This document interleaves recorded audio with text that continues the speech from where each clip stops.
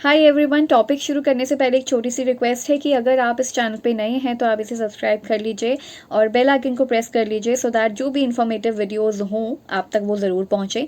और दूसरी चीज़, आप वीडियो को एंजॉय कीजिए। आपके जो भी क्वेरीज होती हैं आप वो ज़रूर हमें बताइएगा कि ये हमारी प्रॉब्लम्स हैं टॉपिक से रिलेटेड, उसको ज़रूर देखा जाएगा, कंसीडर किया जाएगा। अब ठीक है, बस इतना ही इंट्रैक्शन आई थिंक बहुत है। अब ये मेरी हर वीडियो में होगा तो फिर फ्रस्ट्रेट होने की ज़रूरत नहीं है।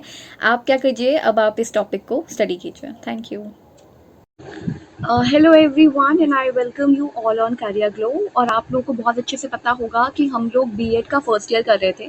आज जो हम लोग के पास टॉपिक है वो रहेगा कंटेम्प्रेरी इंडिया एंड एजुकेशन का जो बुक है, और ये पेपर 2 है बेसिकली। पहला पेपर 1 है, that is childhood and growing up, right. तो पहला तो चाइल्डहुड एंड ग्रोइंग अप है, लेकिन आज जो हमारे पास है ना, that is contemporary India and education. ये जो कंटेम्प्रेरी इंडिया एंड एजुकेशन है ना, ये है जिसके अंदर आपको दिख रहा होगा कौन कौन से टॉपिक हैं। तो देखो, ये है constitution of India and education, जिसको हम बाद में करेंगे।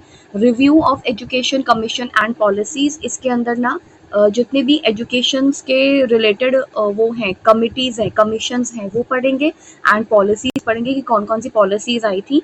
और कॉन्स्टिट्यूशन ऑफ इंडिया में तो आपको वही पढ़ना है कि इसमें सबको समानता का अधिकार मिला हुआ है, यानी कि इक्वालिटी है और फ्रीडम है, और साथ में आप राइट टू एजुकेशन वगैरह ये सारी पॉलिसीज़ पढ़ोगे। And review of education commission, जितने भी एजुकेशन कमीशन आए हैं, चाहे वो हंटर कमीशन हो, चाहे वो वुड्स डिस्पैच हो, वो सारी पढ़नी है। और contemporary issues in Indian education, क्या क्या प्रॉब्लम्स आती हैं इंडियन एजुकेशन में। और साथ ही आज हम पढ़ने वाले, आज जो मतलब हम लोग पढ़ने वाले वो ये है, emerging concerns of Indian society and education, यानी कि इंडियन सोसाइटी की प्रॉब्लम्स क्या हैं, कंसर्न्स क्या हैं, ठीक है, एजुकेशन को लेके।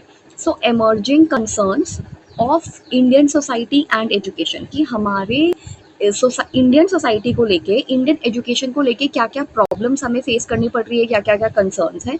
तो सबसे पहला जो हम लोग का टॉपिक है ना, that is culture and education. सबसे पहला है कल्चर एंड एजुकेशन, तो यहाँ से समझते हैं पहले।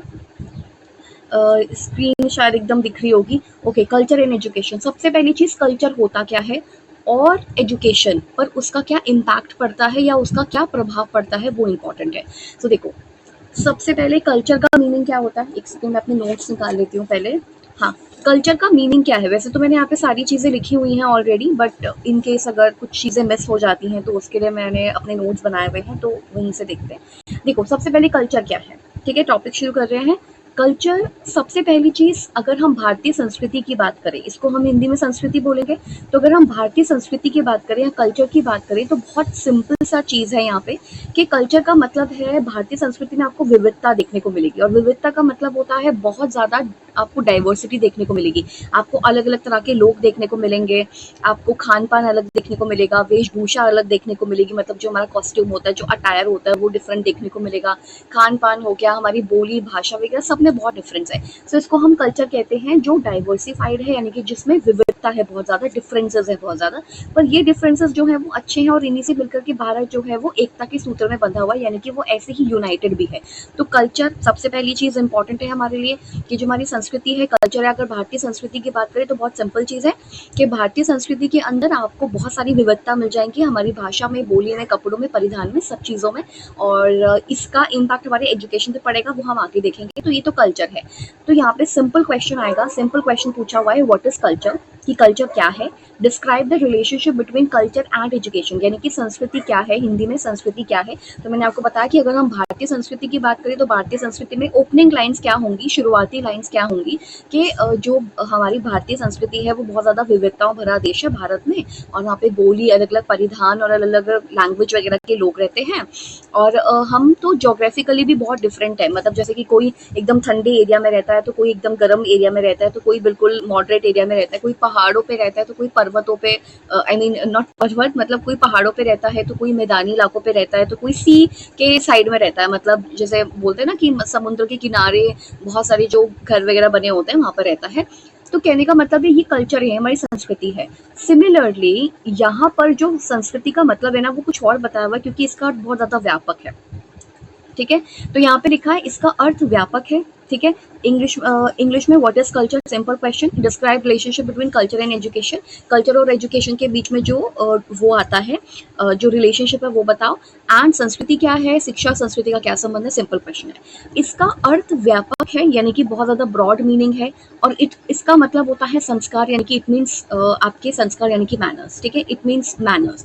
सबसे इंपॉर्टेंटली संस्कृति हमें संस्कार सिखाती है, मैनर सिखाती है, और इन संस्कार का मतलब होता है अच्छे संस्कार, जिनसे कि हम एक अच्छे जो नागरिक हैं, जो व्यक्ति हैं, वो बन सके। So it mean good manners, इसका मतलब होता है गुड मैनर्स से, ठीक है। अब मैं ज्यादा कैमरे में नहीं देख पाऊंगी। So it means good manners, ये गुड मैनर्स से रिलेटेड है, यानी कि संस्कृति हमें ऐसे संस्कार सिखाती है, ऐसी अच्छी चीजें सिखाती है, ऐसी अच्छी बातें सिखाती हैं जो बहुत ज्यादा जरूरी है। So it mean good manners, इसका मतलब गुड मैनर्स होता है संस्कृति का मतलब, क्योंकि ये हमें संस्कार सिखाती है, और संस्कार अच्छे मैनर्स होते हैं। एक व्यक्ति के अंदर अच्छे संस्कार होने से उसके व्यवहार और आचरण में उत्कृष्ट बातें आ जाती हैं। सिंपल इंग्लिश में भी लिख सकते हैं इसी चीज को, इसी लाइन को, कि एक व्यक्ति के अंदर जब अच्छे संस्कार और अच्छे मैनरिज्म होता है, अच्छा मैनर्स होता है, अच्छे एटिकेट्स होते हैं, तो उनके व्यवहार में, यानी कि उनके बिहेवियर में, और जैसा कि वो करते हैं, उनका जो आचरण होता है, जैसे कि वो दिखते हैं, उसमें बहुत अच्छी बातें आ जाती हैं। उत्कृष्ट का मतलब है कि बहुत अच्छी बातें आ जाती हैं। आप उनका व्यवहार देख लो, आपके छोटों के प्रति, बड़ों के प्रति उनका बिहेवियर देख लो, बहुत अच्छा होता है। तो हमें संस्कृति सिखाती है, और संस्कृति का ही मतलब हम संस्कार से समझ सकते हैं, यानी कि मैनर्स और एटिकेट्स। उन्हें सब पसंद करते हैं, they are liked by all, उनको सभी लोग पसंद करते हैं। ऐसा व्यक्ति सुसंस्कृत व्यक्ति कहलाता है। ऐसा वो व्यक्ति होता है जो बहुत ज्यादा संस्कारों से भरा हुआ हो, यानी कि जो बहुत ज्यादा मैनर से भरा हुआ हो, और ऐसे व्यक्ति को सुसंस्कृत व्यक्ति कहा जाता है। बहुत ही सिंपल वे में लिखा हुआ है, लेकिन इसका जो मीनिंग है वो यहीं खत्म नहीं हो जाता। यहाँ पर एक ये इंपॉर्टेंट है, डी ट्रिपल एस बी या सीटेट में इंपॉर्टेंट है कि ये जो कल्चर शब्द है वो कौन से लैटिन शब्द से निकला है, ग्रीक से निकला है कि लैटिन से निकला है, तो लैटिन से निकला है। तो कल्चर एक लैटिन शब्द है जो कि कल्ट्यूरा से निकला है, कल्ट्यूरा से, एंड हैज डिफरेंट मीनिंग, और उसके बहुत डिफरेंट मीनिंग है। एक तो अभी हमने क्या समझा, एक तो अभी सिंपल हमने समझा कि जो भारतीय संस्कृति है वो विविधताओं भरी है, क्योंकि भारतीय देश ही बहुत ज्यादा विविधता या डाइवर्सिटी वाला है। यहाँ पर अलग अलग रिलीजन के, अलग अलग कल्चर के, संस्कृति के, अलग अलग चीजों को मान्यताओं वाले लोग रहते हैं, ठीक है। अलग अलग खाना पीना होता है सबका, मतलब जैसे हर स्टेट का अलग खाना पीना है, हर राज्यों का अलग खाना पीना है, ठीक है। लैंग्वेजेस अलग है, बोलियां अलग है। कॉन्स्टिट्यूशन में हमारे 22 भाषाओं का प्रावधान है कि आप 22 भाषाओं में एग्जाम्स लिख सकते हैं, या फिर कॉन्स्टिट्यूशन मतलब 22 भाषा को ज्यादा ये इंपॉर्टेंस देता है, और इसके अलावा कई सारी बोलियां भी हैं। सो बेसिकली ये, अगर हम भारतीय संस्कृति की बात करें तो वो है। इसके अलावा इसका जो अर्थ है उसका मतलब संस्कारों से होता है, मीन्स मैनर से होता है, जो एटिकेट्स हमारे अंदर आते हैं, जो अच्छी आदतें, अच्छी चीजें हमारे अंदर होती हैं। और अगर ये मैनर्स अगर आपको संस्कृति सिखा दे, तो फिर आप एक बहुत अच्छे व्यक्ति बन सकते हैं, आपके अंदर बहुत अच्छे संस्कार आ सकते हैं, और व्यवहार आपका अच्छा हो सकता है। जो आपका आचरण होता है, आप दिखने में, और आपका बॉडी लैंग्वेज, और आपका मतलब जो आप काम वगैरह करते हैं, आचरण में किसी से बिहेव करना, वो भी बहुत अच्छा होता है। उन्हें सब पसंद करते हैं, they are like by all, और ऐसा व्यक्ति वही होता है जो सुसंस्कृत हो। और ये जो कल्चर शब्द है वो लैटिन से निकला हुआ है, कल्ट्यूरा से निकला है। अच्छा, अगर हम इसका कल्चर का मतलब जानने की कोशिश करें, इसका अर्थ समझने की कोशिश करें, तो एक होता है नैतिक अर्थ, और नैतिक का मतलब होता है मॉरल, ठीक है। इसका मतलब यह है कि कल्चर हमें मोरालिटी सिखाता है, झूठ नहीं बोलना, चोरी नहीं करना, बड़ों का आदर करना है, और मतलब एक अच्छा, मतलब एक अच्छे व्यक्ति के रूप में रहना। तो ये मॉरलिटी है कि गलत नहीं करना, किसी के साथ धोखा नहीं करना, तो ये मॉरलिटी है। तो संस्कृति हमें मॉरल होना, यानी कि नैतिकता भी सिखाती है। तो जो मॉरलिटी है ना, वो हमें क्या क्या सिखाती है, नैतिकता सिखाती है, हमें अध्यात्म की ओर लेके जाती है, यानी कि स्पिरिचुअलिज्म की ओर लेके जाती है। तो संस्कृति नैतिकता सिखाती है।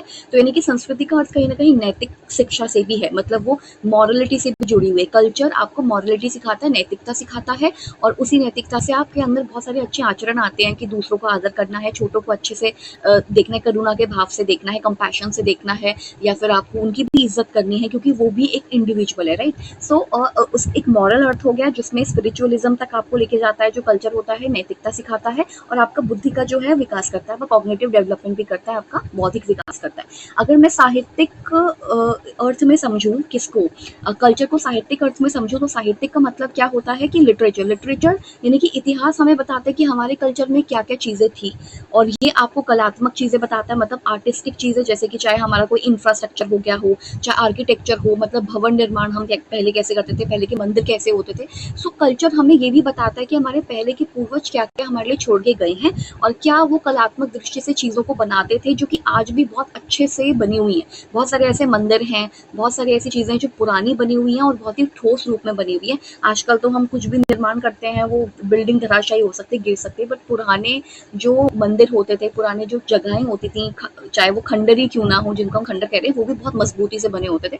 सो जो कल्चर है हमें ये भी बताता है लिटरेचर के तौर पे, मतलब उसका एक लिटरेचर वाला मीनिंग भी है, एक साहित्यिक मीनिंग भी है कि वो कलात्मक चीज़ों के बारे में बताता है, हमारा बौद्धिक विकास करता है, हमारा कॉग्निटिव डेवलपमेंट करता है।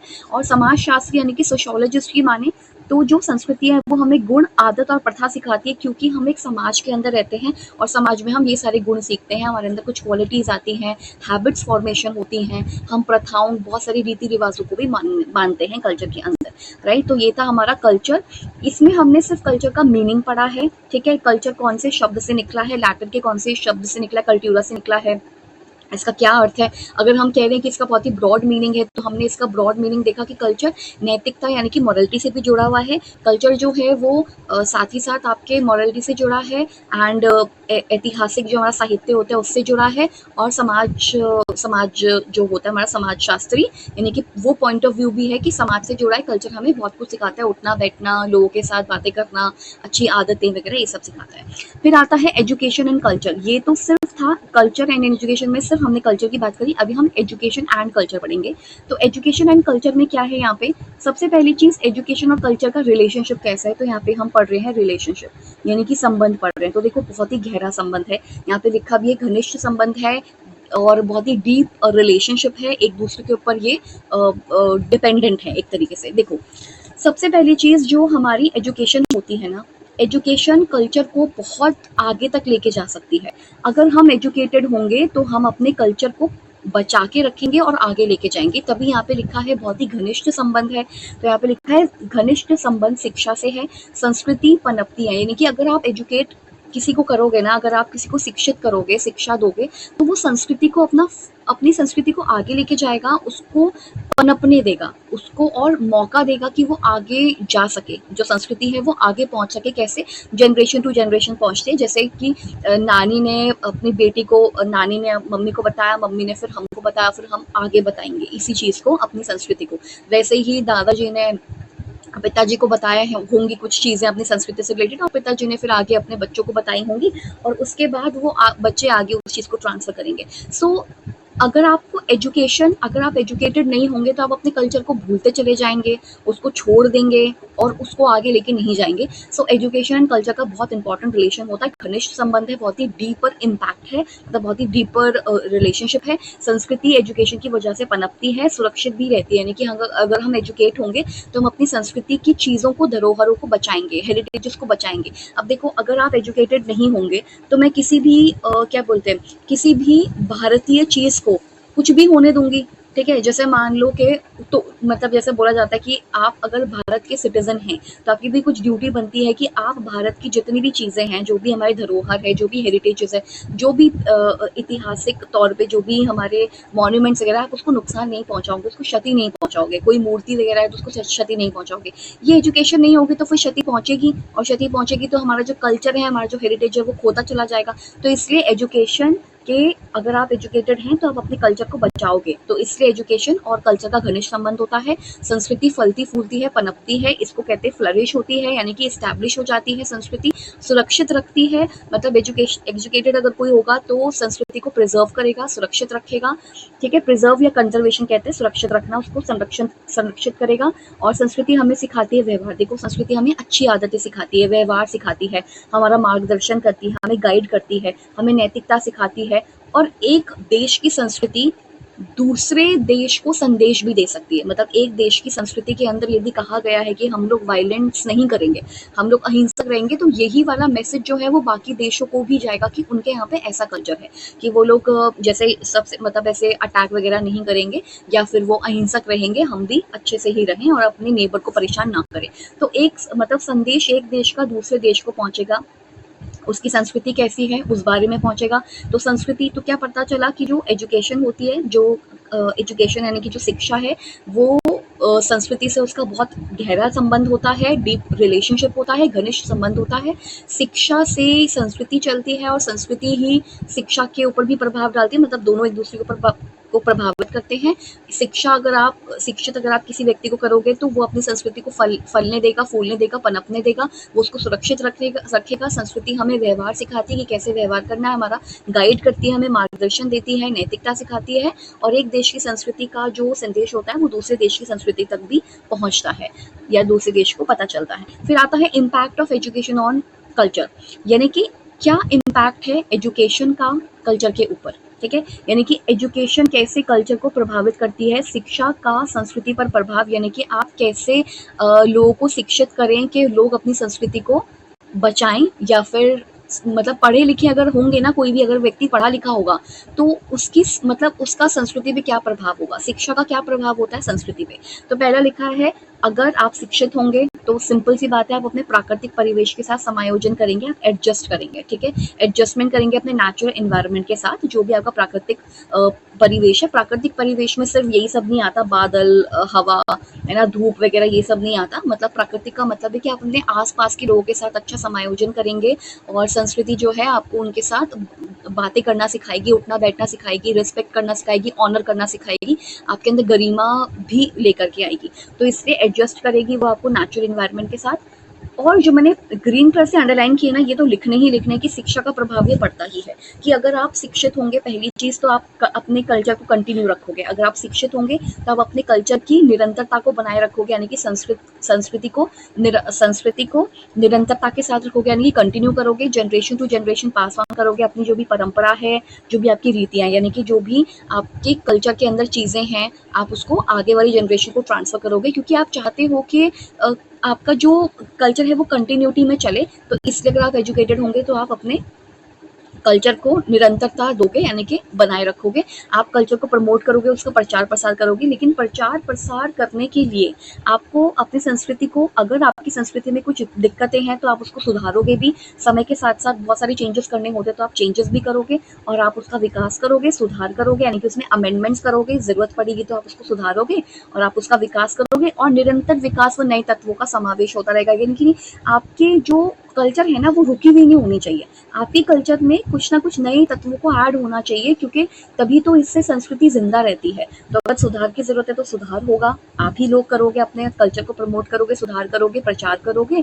और अगर कुछ गलत चीजें हैं, कुछ गलत धारणाएं बन गई हैं किसी के बारे में, तो आप उसको सुधार लोगे और विकास करोगे और निरंतर नए तत्वों को ऐड करोगे। यही तो चेंज है, चेंज जरूरी है। सो बेसिकली अगर हम एजुकेटेड होंगे तो अपने कल्चर के साथ क्या क्या कर सकते हैं, हम उसको कंटिन्यूटी दे सकते हैं, उसको कंटिन्यू बनाए रख सकते हैं, और उसको आगे तक लेके जा सकते हैं, जनरेशन टू जनरेशन, पीढ़ी दर पीढ़ी उसको पास कर सकते हैं, जो भी हमारी परंपरा, जो भी रीति है, और प्रमोट कर सकते हैं अपने कल्चर को हम प्रचार प्रसार कर सकते हैं। लेकिन आपको प्रचार अच्छी चीज़ों का करना है। और दूसरा, अगर आपकी संस्कृति में आपको लगता है कोई लूप होल्स हैं या फिर कोई ऐसी धारणा बन गई है जो कि गलत है, तो फिर आप उसमें सुधार करो और उसका विकास करो और नई नई चीज़ों को ऐड करते जाओ। और आपको, अगर आप एजुकेटेड होंगे तो संस्कृति एजुकेशन से आप अपने आसपास के इन्वायरमेंट के साथ समावेश भी कर पाओगे, यानी कि एडजस्टमेंट कर पाओगे।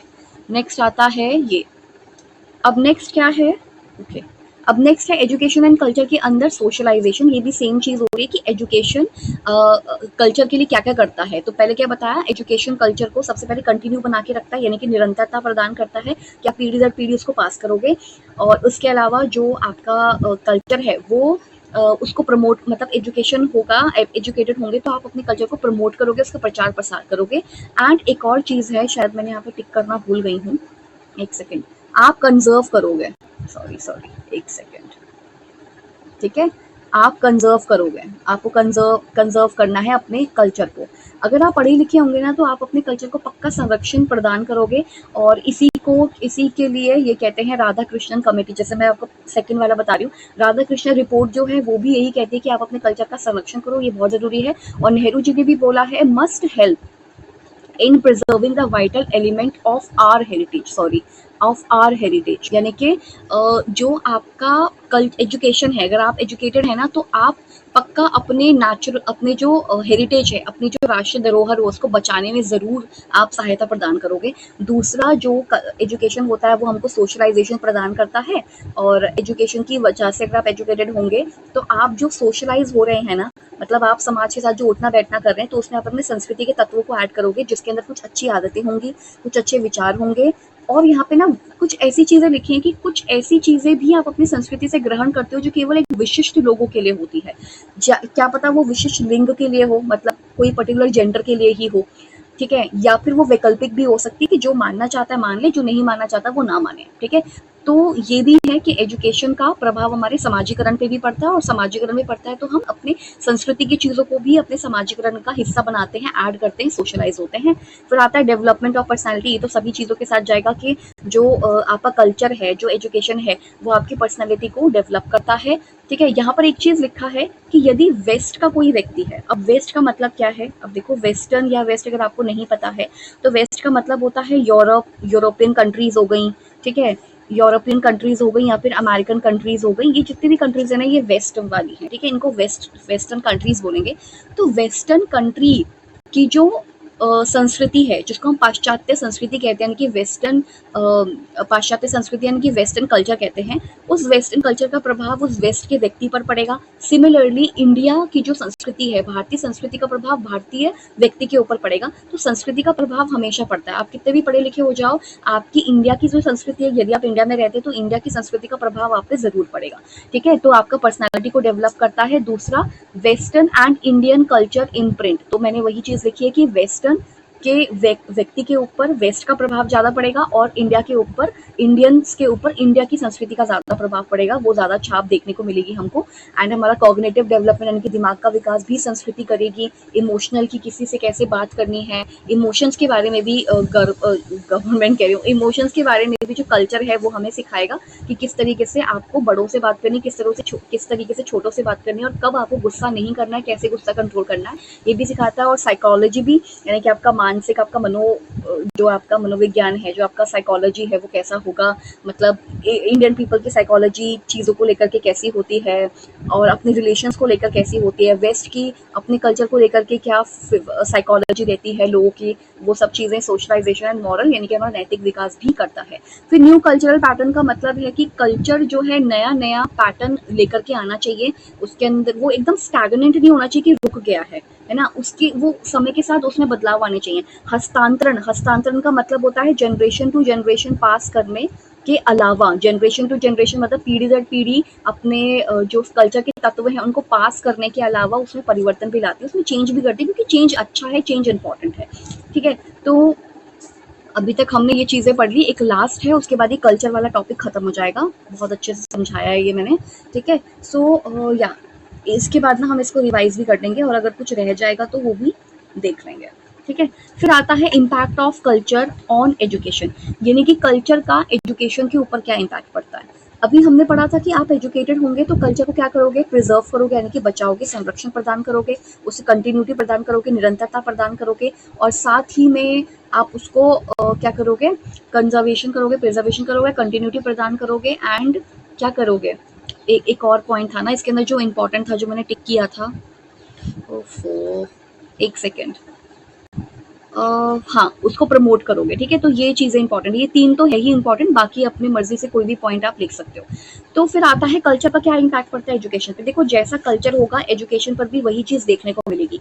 आपके कल्चर में, भारतीय संस्कृति के अंदर अगर हम पॉलिटिकली बात करें तो हमारे यहाँ पे डेमोक्रेसी है, तो हम हर चीज में डेमोक्रेसी को लेकर आएंगे। अगर हम घर में भी हैं तो आज क्या खाना है, आज आपको लंच में क्या खाना है, आज आपको डिनर में क्या खाना है, डेमोक्रेटिकली हम डिसीजन लेंगे, भाई जिस चीज को ज्यादा खाना चाहेंगे वो चीज बन जाएगी। सो बेसिकली अगर आपकी संस्कृति में, अगर आपके समाज में, अगर आपके कंट्री के अंदर आप किसी एक अच्छी चीज को फॉलो करते हो, दैट इज डेमोक्रेसी, तो वो आप हर तरीके से करोगे। आपके दोस्तों को कहीं घूमने जाना है तो आप डेमोक्रेसी का इस्तेमाल करोगे। टीचर्स भी बच्चों से पूछ सकता है आप क्या आज पढ़ना चाहते हो या फिर आज कोई एक्टिविटी करना चाहते हो, तो डेमोक्रेटिकली होगा सब चीजें। तो एम्स ऑफ एजुकेशन में आता है, यदि रशिया है अब रशिया में ना कम्युनिस्ट पार्टी है, ठीक है, रशिया में कम्युनिस्ट पार्टी है, तो नए ये कहते हैं कि नए मनुष्य का निर्माण खून व आत्मा से कम्युनिस्ट होना चाहिए। मतलब अगर आपको नए मनुष्य का निर्माण करना है, रशिया में कहा जाता है नए मनुष्य का निर्माण करना है तो आपको खून से यानी कि ब्लड से और अपनी सोल से कम्युनिस्ट होना पड़ेगा। सेम चीज चाइना में भी जाती है। तो यानी कि वो कम्युनिस्ट हैं तो वो अपने संस्कृति में जब देश को चलाने के लिए वो कम्युनिस्ट जो कैरेक्टरिस्टिक्स होते हैं उसको इस्तेमाल करेंगे तो हो सकता है वो घर के लेवल पे, मार्केट के लेवल पे भी थोड़े से कम्युनिस्ट तरीकों का इस्तेमाल करें। अमेरिका में डेमोक्रेसी है तो सोशलाइजेशन जो समाजीकरण है वो भी डेमोक्रेटिकली होगा कि बच्चों की भी सुनी जाएगी और पेरेंट्स की भी सुनी जाएगी। कभी कभी पेरेंट्स बच्चों की सुनेंगे, कभी कभी कभी कभी मतलब बच्चे भी पेरेंट्स की सुनेंगे, तो मतलब डेमोक्रेसी रहेगा। फिर अगर इस चीज़ को हम क्लास की बात करें तो क्लास में भी डेमोक्रेसी रहेगी। टीचर बच्चों से पूछ सकता है कि आप क्या आज पढ़ना चाहोगे और आपको एक्टिविटीज़ करनी है या फिर हम आपको फील्ड ट्रिप पे ले जाएं, आपको कहाँ ले जाएं, तो डेमोक्रेटिकली होगा। फिर आता है अगर हमारा जो कल्चर है उसका प्रभाव हमारे करिकुलम पे भी पड़ेगा।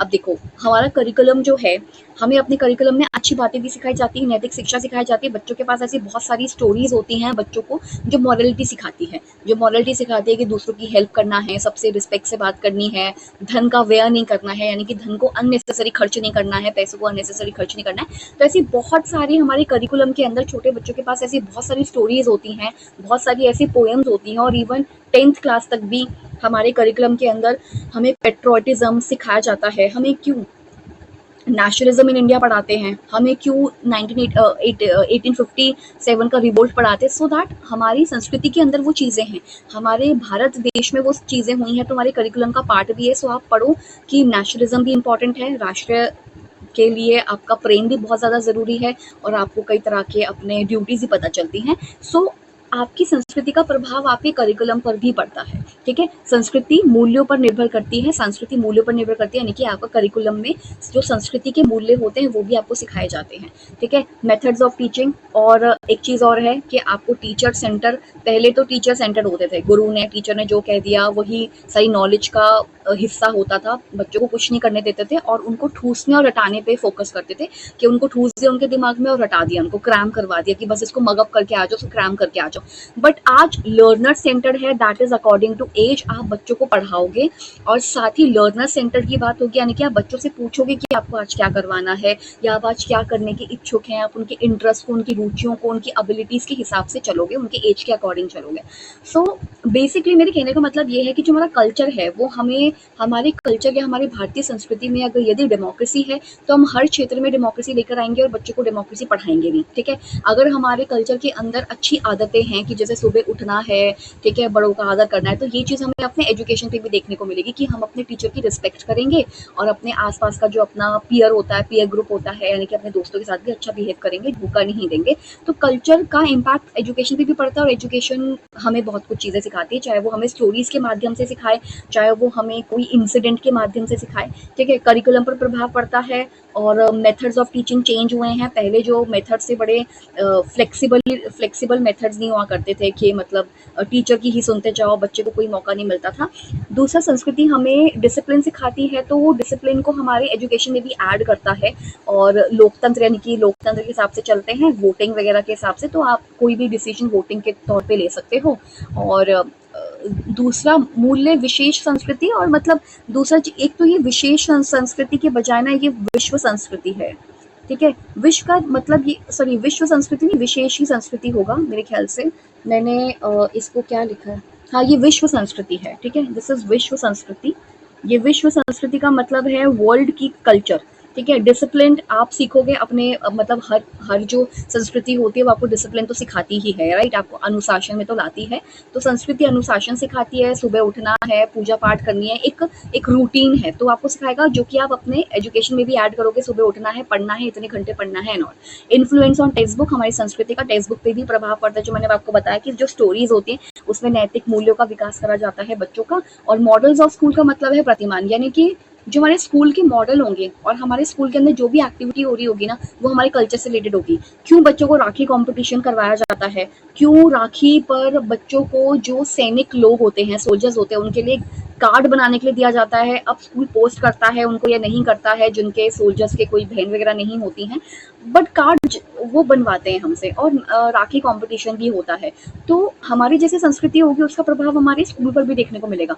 हमारी सामूहिक गतिविधियां, हमारे प्रोग्राम जो होंगे वो भी हमारी संस्कृति से ही रिलेटेड होंगे, मतलब संस्कृति की छाप हमारे करिकुलम पर, हमारे टेक्स्ट बुक पर, और हमारा जो भी प्रोग्राम होता है स्कूल का उस पर पड़ेगी ही पड़ेगी। और दूसरा, इन्फ्लुएंस ऑफ टीचर, एक ये बहुत इंपॉर्टेंट है। इन्फ्लुएंस ऑफ टीचर का मतलब ये है कि टीचर का ना प्रभाव हम लोगों पे बहुत ज़्यादा पड़ता है। एक तो ये ना बैठे बैठे एकदम okay, so influence of teacher मतलब है निजी जीवन दर्शन होता है अच्छे व बुरे आदर्श। कहने का मतलब है कि टीचर को ना गुड होना चाहिए, ठीक है, उसको अच्छा होना चाहिए, उसका निजी जीवन, उसका प्राइवेट लाइफ भी अच्छा होना चाहिए, क्योंकि बच्चे के लिए जो टीचर होता है वो उसके लिए मॉडल होता है। और अगर मॉडल है, कोई मॉडल है तो मॉडल अच्छा होना चाहिए, सो दैट हम उनसे अच्छी बातें सीख सकें। तो कल्चर का इम्पैक्ट एक टीचर पे भी पड़ता है, और टीचर को अच्छा होना चाहिए, उसका निजी जीवन दर्शन भी अच्छा होना चाहिए, वो क्या सोचता समझता है, और अच्छे व बुरे आदर्श, और बुरे तो नहीं होने चाहिए क्योंकि बच्चे फिर कॉपी कर लेंगे, अच्छे ही आदर्श होने चाहिए। तो ये इम्पैक्ट पड़ता है हमारे कल्चर का एजुकेशन के ऊपर, ठीक है। अभी हम ना इसको रिवाइज कर लेते हैं, क्योंकि उसके बाद तो डेमोक्रेसी शुरू है, जो हम इसको बाद में समझेंगे, पहले हम इसको समझ लेते हैं फटाफट, ठीक है। तो मैंने आपको यही बताया कि भैया बीएड फर्स्ट ईयर का चल रहा है, ठीक है, बीएड फर्स्ट ईयर का चल रहा है, जिसमें हमारी बुक का नाम है contemporary India and education. Contemporary India and education को समकालीन भारत एंड शिक्षा कहा जाता है, समकालीन भारत और शिक्षा। और इसके अंदर हम 4th चैप्टर पढ़ रहे हैं, that is emerging concerns of Indian society and education.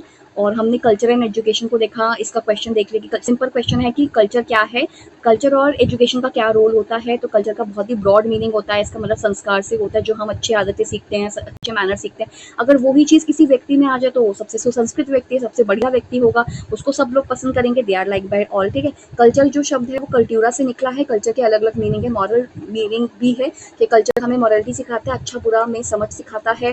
Culture साहित्यिक, मतलब साहित्यिक सेंस में कल्चर हमें बताता है कि पहले इतिहास में कौन कौन सी चीज़ें हैं, कौन कौन से हमारे कलात्मक चीज़ें, कौन कौन सी आर्टिस्टिक चीज़ें हैं। और समाजशास्त्री पॉइंट ऑफ व्यू हमें कल्चर का ही सिखाता है कि हमें समाज में उठना बैठना, गुण, आदतें, प्रथाएं, ये सब सिखाता है। एंड एजुकेशन एंड कल्चर का तो बहुत इंपॉर्टेंट घनिष्ठ संबंध है, बहुत ज़्यादा।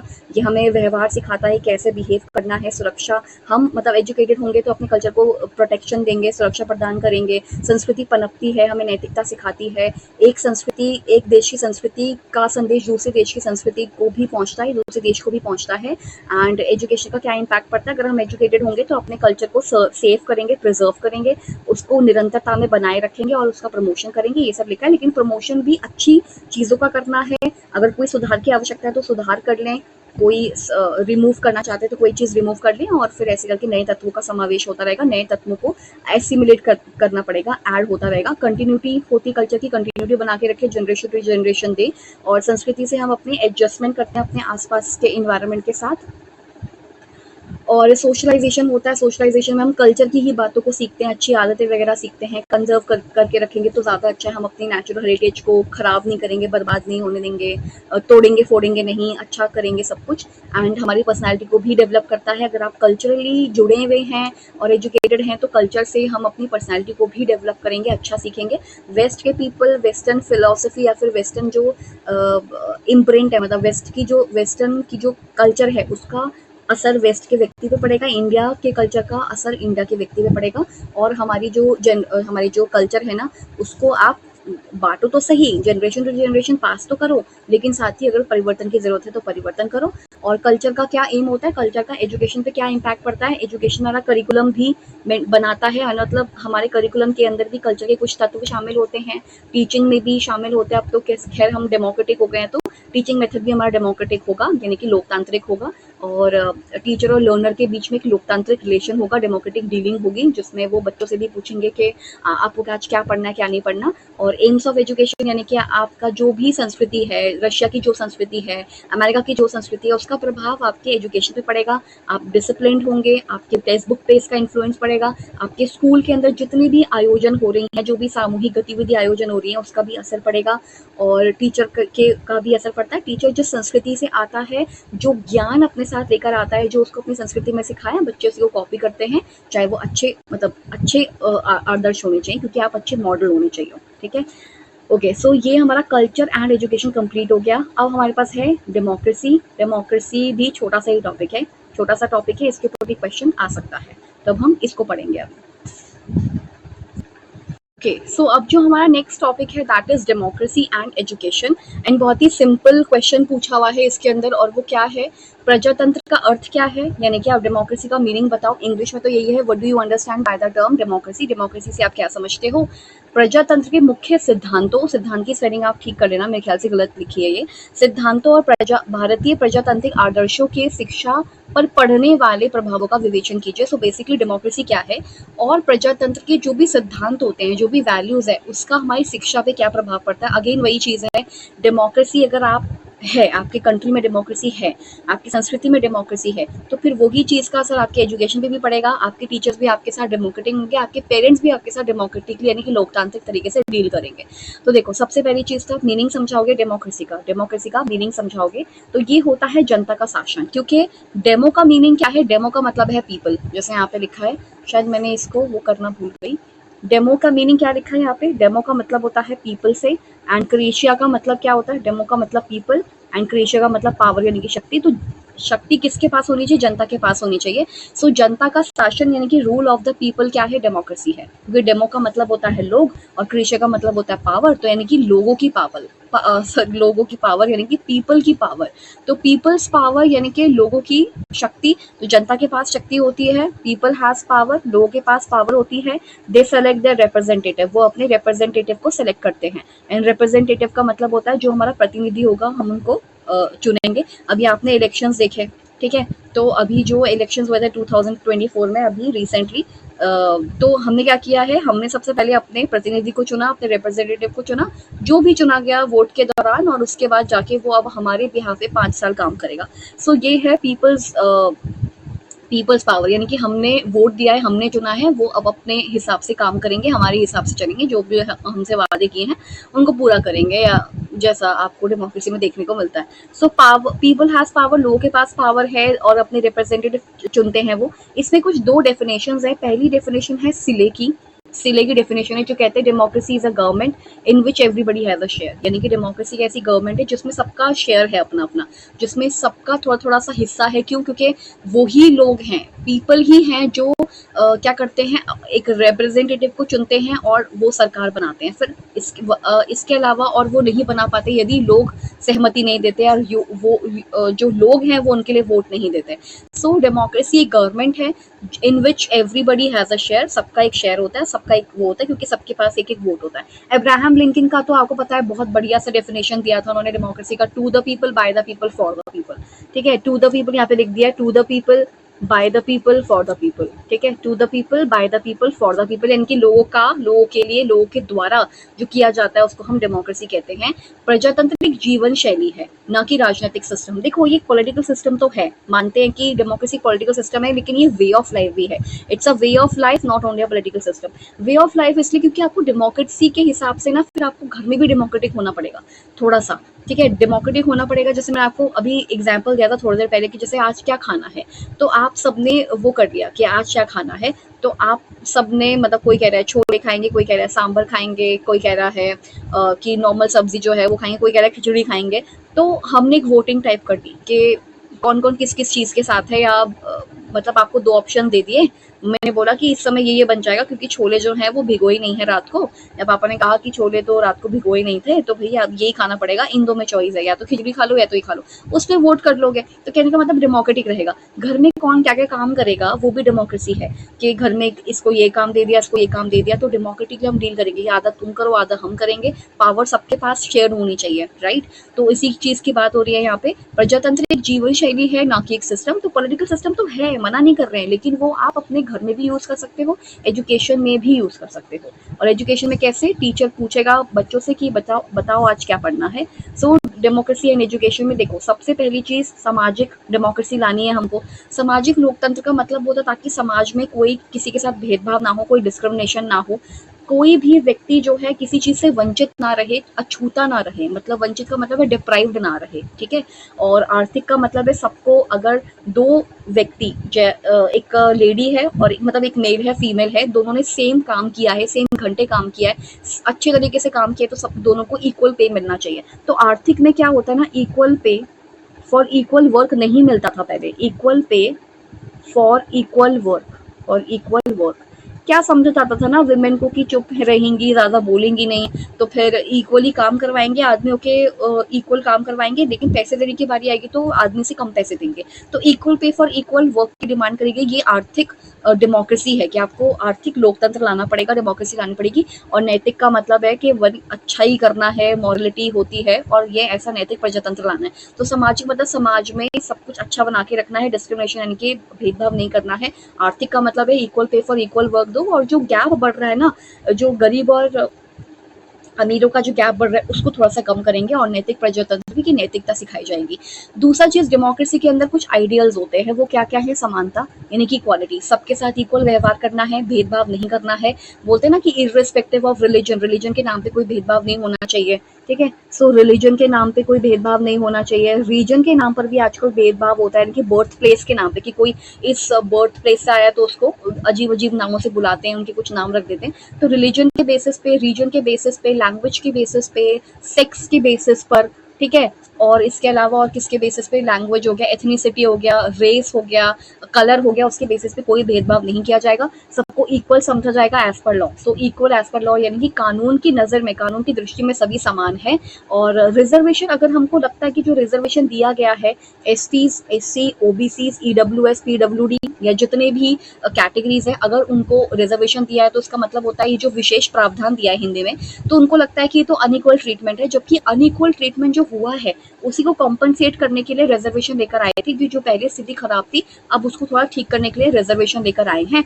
तो इसमें आपको कोई किसी के साथ समानता में कोई डिस्क्रिमिनेशन नहीं किया जाएगा। और अबॉलिशमेंट ऑफ अनटचेबिलिटी, पहले अनटचेबिलिटी छुआछूत होती थी कि एक जो सो कॉल्ड नीचे जाति का व्यक्ति है, सो कॉल्ड जो ऊंची जाति, जो बना रखा था हम लोगों ने, मैं नहीं कह रही हूँ, ये बना रखा था। तो नीची जाति ऊंची जाति का ऐसा कुछ भेदभाव बना रखा था, जिसकी वजह से अगर ऐसा मतलब ऐसे 12th क्लास में भी कई बार बताया कि जो चांडाल्स होते थे, ठीक है, उनको क्या नाम है, नगरों के बाहर रहना पड़ता था, रात को ही चल सकते थे, और डेड बॉडी को डिस्पोज करना, जिसका कोई नहीं होता था, उसका अंतिम संस्कार करना भी उन्हीं का काम होता था। तो फिर ये अनटचेबिलिटी थी कि एक वर्ग के लोगों को आपने बिल्कुल ही साइड कर दिया, क्योंकि वो इस वर्ग से आते हैं तो आप उनका हाथ का पानी नहीं पियोगे, और काम उनसे कुछ नहीं करवाओगे, इवन देख भी लोगे तो फिर आप पल्यूट हो जाओगे, यानी कि आपका धर्म जो है भ्रष्ट हो गया, इस तरह की चीजें फैली होती थी। सो अबॉलिशमेंट ऑफ अनटचेबिलिटी यानी कि छुआछूत को भी अबॉलिश कर दिया है एज पर लॉ, कोई डिस्क्रिमिनेशन नहीं होगा। इसके अलावा हमको डेमोक्रेसी में इक्वालिटी के साथ साथ, समानता के साथ साथ फ्रीडम यानी कि लिबर्टी भी देखने को मिलती है, जिसका मतलब है स्वतंत्रता। लेकिन कोई भी इतना स्वतंत्र नहीं होता कि कोई भी किसी को भी परेशान कर दे, यानी कि इतना कोई स्वतंत्र नहीं हो सकता। स्वतंत्रता रिस्ट्रिक्ट भी की जा सकती है बेस्ड ऑन लॉ, यानी कि रोक भी लग सकती है। जैसे कि अगर आप मान लो कि वैसे तो हम फ्रीडम है, हमें फ्रीडम है, हम जहाँ चाहे तब जब चाहे घूम सकते हैं, तो फ्रीडम के अंदर लिखा हुआ है। लेकिन अगर मैं बात करूं आपसे कोविड के टाइम की, तो उसमें जब भी हम अपने घर से बाहर निकल रहे थे ना, तो किसी को डंडे पड़ने का न्यूज आ रहा था, किसी को कुछ आ रहा था, या फिर अगर आपके पास कोई इंपॉर्टेंट काम नहीं है तो आप बाहर नहीं जा सकते। सो हमारी डेमोक्रेटिक हम लोग हैं, तो हमारी स्वतंत्रता को कम किया गया, क्यों? ताकि वो जो पैंडेमिक है वो ना फैले, ताकि वो जो प्रॉब्लम्स है वो और ज्यादा एस्केलेट ना हो और ज्यादा ना फैले। तो रिस्ट्रिक्शन भी लगाई जा सकती है, पुलिस के डंडे भी पड़े थे उस दौरान, ठीक है, बहुत सारे लोगों को, लड़की हो चाहे लड़का हो, क्योंकि भाई अगर बोल दिया है, लॉ ने कह दिया कि अगर इतने भी फ्री नहीं हो, नहीं कर सकते, तो भाई नहीं कर सकते। फिर है न्याय, न्याय यानी कि जस्टिस, जस्टिस मिलना चाहिए, सोशली किसी के साथ सोशली भेदभाव नहीं होना चाहिए, राजनीतिक तौर पर भेदभाव नहीं होना चाहिए, कि किसी को वोट देने नहीं दिया, या कोई इस तबके का है तो उसको वोट देने के लिए नहीं मिला, या फिर कोई पार्टी नहीं बना पाया अपनी पॉलिटिकल, ऐसा कोई भेदभाव नहीं होगा। और आर्थिक भेदभाव भी नहीं होना चाहिए, जैसे equal pay for equal work की जो मैंने बात की थी, तो आर्थिक रूप से भी सभी लोगों को इक्वल ट्रीट किया जाएगा। भ्रातृत्व की भावना आपके अंदर होनी चाहिए, यानी कि फ्रेटर्निटी जिसको हम कहते हैं, भाई भाई की भावना होनी चाहिए, कि ये भी मेरा भाई है, हर हर जो रिलीजन का व्यक्ति है वो भाई है। व्यक्तित्व का आदर, यानी कि आपके पर्सनालिटी के अंदर आदर करने की चीजें होनी चाहिए। और परिवर्तन हो, परिवर्तन अगर आप करना चाहते हैं तो शांतिपूर्ण परिवर्तन करें। शांतिपूर्ण का मतलब होता है शांति से परिवर्तन करें, यहाँ पे लिखा है परिवर्तन शांतिपूर्ण होना चाहिए। तो चेंज अगर आप लेकर आना चाहते हैं तो शांतिपूर्ण आप चेंज लेकर आइए। नेक्स्ट आ जाओ, effects of democratic ideals on education. अभी हमने डेमोक्रेसी के आइडियल्स देखे, ठीक है, एक बार रिवाइज कर लेते हैं। अभी हमने डेमोक्रेसी के आइडियल्स देखे, अभी हमने ये सारा पढ़ा, ठीक है। अभी इसका मीनिंग समझा कि डेमोक्रेसी का मतलब क्या होता है, लोगों का शासन होता है जिसमें लोगों की चलती है, दो डेफिनेशंस देख ली, ठीक है। इसके अलावा अभी हमने जस्ट क्या पढ़ा कि डेमोक्रेसी के अंदर बहुत सारी चीज़ें होती है, हमें समानता सिखाता है कि हमें समान व्यवहार करना, सबके साथ कोई भेदभाव नहीं करना, फ्री हो आप, लेकिन उतना भी फ्री नहीं हो। लॉ ने अगर आपकी फ्रीडम को रोक लिया है तो फिर आप उतने फ्री नहीं हो, मतलब रोक भी लग सकती है। और न्याय सबको मिलना चाहिए, सामाजिक तौर पे न्याय मिलना चाहिए, पॉलिटिकल मतलब भेदभाव वगैरह नहीं होना चाहिए। यही सब चीज़ें हमें एजुकेशन में भी देखने को मिलती है। जैसे कि आप एजुकेशन जब आप दे रहे हो ना किसी को, तो आप सबको इक्वल अपॉर्चुनिटी दोगे। यहाँ पे लिखा है effects of Indian democratic ideas, यानी कि डेमोक्रेसी के जो आइडियाज हैं, जो वैल्यूज अभी हमने पढ़ी कि समानता का व्यवहार करेंगे, फ्रीडम देंगे, स्वतंत्रता देंगे, न्याय करेंगे, जस्टिस करेंगे, सामाजिक स्वतंत्रता होगी, आर्थिक स्वतंत्रता होगी। ये सब कुछ का असर एजुकेशन पे पड़ता है। कैसे? Equal opportunity of education. अगर आपने समानता को लेकर आए, इक्वलिटी को लेकर आए, तो भाई आप इक्वल ट्रीटमेंट करोगे सबके साथ। आप एजुकेशन में किसी बच्चे को ऐसा नहीं कि वो इस तबके से आता है तो आप उसको एजुकेट नहीं करोगे, आपको इक्वल अपॉर्चुनिटी देनी पड़ेगी सबको। अगर बोला गया कि 6 से 14 साल तक के बच्चों को पढ़ाना है आपने और प्रॉपर एजुकेशन देना है, किसी के साथ भेदभाव नहीं करना है, तो फिर नहीं करना है। ठीक है, तो कहने का मतलब है यहाँ पे, हाँ, तो क्या मतलब है यहाँ पे कि इक्वल अपॉर्चुनिटी ऑफ एजुकेशन, की इक्वल अपॉर्चुनिटी मिलना चाहिए, समानता मिलनी चाहिए एजुकेशन में। आप बिल्कुल, आपका साथ कोई भेदभाव नहीं होगा। कॉमन एजुकेशन सिस्टम, सबके लिए कॉमन एजुकेशन सिस्टम हो। यदि बोल दिया गया है कि 10, पहले तो यही चलता था ना, पहले क्या अभी भी यही चलता है, 10+2+3, तो फिर सबके लिए कॉमन एजुकेशन सिस्टम रहेगा। ये सॉरी कॉमन एजुकेशन स्ट्रक्चर है कि कॉमन एजुकेशन स्ट्रक्चर रहेगा कि पहले बच्चा 1st से 10th करेगा, 2 साल हायर एजुकेशन करेगा, मतलब ये जो सीनियर सेकेंडरी एजुकेशन होती है वो करेगा, उसके बाद वो हायर एजुकेशन के लिए जाएगा, मतलब अपना जो ग्रेजुएशन है उसके लिए जाएगा। तो सबके लिए कॉमन एजुकेशन सिस्टम है, डिफरेंट नहीं होगा किसी के लिए भी। एंड कॉमन एजुकेशन का मतलब ये है कि सबको कॉमन समान रूप से पढ़ाएंगे, समान विद्यालयों में पढ़ाएंगे, समान रूप से पढ़ाएंगे, भेदभाव नहीं होगा, फ्लेक्सिबिलिटी आएगी, लचीलापन होगा, और ऐसा नहीं होगा कि कोई भी चीज़ रिजिड है, रिजिडिटी नहीं होगी। रिजिडिटी का मतलब है ये कह दिया तो यही कह दे, यही है। मतलब जैसे अगर मान लीजिए अगर आपकी क्लास 4th फ्लोर पर होती है तो आपकी क्लास 4th फ्लोर पर ही होगी। ये रिजिडिटी है कि 4th फ्लोर बोल दिया गया तो 4th फ्लोर पर ही होगी। मान लीजिए कि कोई बच्चा आपके पास जो है वो दिव्यांग है, कोई बच्चा जो है चल नहीं पाता है, तो आप उसी क्लास नीचे ग्राउंड फ्लोर पे भी करवा सकते हैं। रैंप है, रैंप से वो जाएगा और अपनी क्लास में चला जाएगा। तो रिजिडिटी नहीं होनी चाहिए कि मतलब नहीं 4th है तो 4th है, 10th क्लास अगर 4th पर है तो 4th पर, ऐसा नहीं। वो शिफ्ट भी हो सकती है, थोड़ा सा लचीलापन भी होना चाहिए। और दूसरा डेवलपमेंट ऑफ डेमोक्रेसी, यानी कि जो एजुकेशन होता है वो डेमोक्रेसी का भी डेवलपमेंट करता है, लोकतंत्र को भी बना के रखता है। इसके अंदर हमारे पास सिटीजनशिप, मतलब हमको अच्छा नागरिक बनाता है कि हमें अपने देश के लिए क्या क्या चीज़ें करनी है, एज अ नागरिक हम कैसे हों, और हमारे अंदर लीडरशिप भी लेकर आता है, सेल्फ डिसिप्लिन लेकर आता है। और हमारा स्कूल का सिस्टम भी डेमोक्रेटिक होना चाहिए। इसका मतलब ये है कि डेमोक्रेसी का मतलब ये है कि सबको सब कुछ काम दे दो, बांटो, ये नहीं कि एक ही व्यक्ति के पास काम हो। डेमोक्रेटिक स्कूल सिस्टम का मतलब है यदि कोई समस्या का आता है, कोई समस्या आती है, कोई प्रॉब्लम आती है, तो डेमोक्रेटिकली डील करना है, हर व्यक्ति को अपना योगदान देना है, उसमें पार्टिसिपेट करना है। ये नहीं कि किसी एक ही व्यक्ति के ऊपर छोड़ दिया कि ये तो ये देखेगा, ऐसा नहीं होगा। डेमोक्रेटिक स्कूल सिस्टम का मतलब है प्रॉब्लम अगर आती है तो सब मिलकर के, सारे स्टाफ मेंबर्स, सारे जो भी आपके अकेडमिक हो चाहे नॉन अकेडमिक हो, सारे के सारे उसको देखेंगे, उसको समझेंगे और समस्या का समाधान करेंगे। कॉमन एजुकेशन स्ट्रक्चर होगा, 10+2+3 वाला स्ट्रक्चर होगा, एज पर बुक में भी यही लिखा है, चेंज नहीं हुआ है।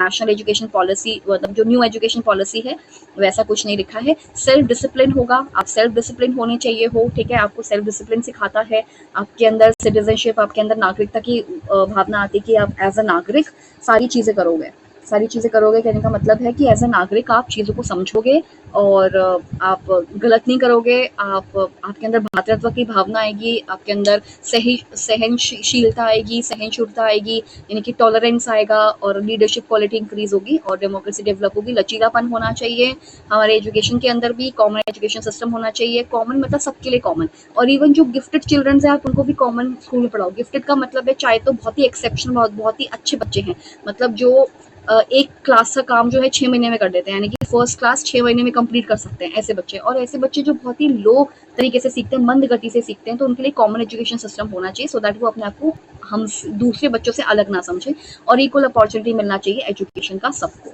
ठीक है, तो ये था डेमोक्रेसी एंड एजुकेशन, ये वाला भी हमारा टॉपिक हो चुका है। अब हम थोड़ा सा लंबा और बड़ा टॉपिक करने वाले हैं, लेकिन बहुत ही अमेजिंग टॉपिक है। इसको तो मैं कहूँगी, इससे पहले वाला तो अगर आप आराम से देख रहे थे, नोट्स बना रहे थे, तो इसको तो लेट के देख लो, मतलब ये तो आसान है, मतलब लेट के इन द सेंस के आराम से रिलैक्स होकर के आप ये टॉपिक पढ़ सकते हो, क्योंकि इसके अंदर ना ये वाला टॉपिक बहुत ईजी है। अगर मैं आपको एक बार समझाऊंगी तो आपको समझ आ जाएगा, लिख भी आओगे, ठीक है, ये पूरा टॉपिक, ये स्लाइड आसान है बहुत ज़्यादा, इसमें थोड़ा सा उठना पड़ेगा, आपको जागना पड़ेगा, लेकिन ये वाला अगेन फिर से बहुत ईजी स्लाइड है, मतलब ये बहुत ईजी है। ये सब भी मतलब ठीक ठीक है। अब जो आपको जहाँ पे आपको जागना होगा ना, वो आपको यहाँ जागना होगा, British education in British India और aims of education in independent India. उससे पहले तो हम थोड़ी सी बैकग्राउंड स्टोरी या कहानी कह लो वो पढ़ेंगे अपने भारत के इतिहास की, मतलब कि कैसे एजुकेशन पहले होती थी और आज कैसी है। ठीक है।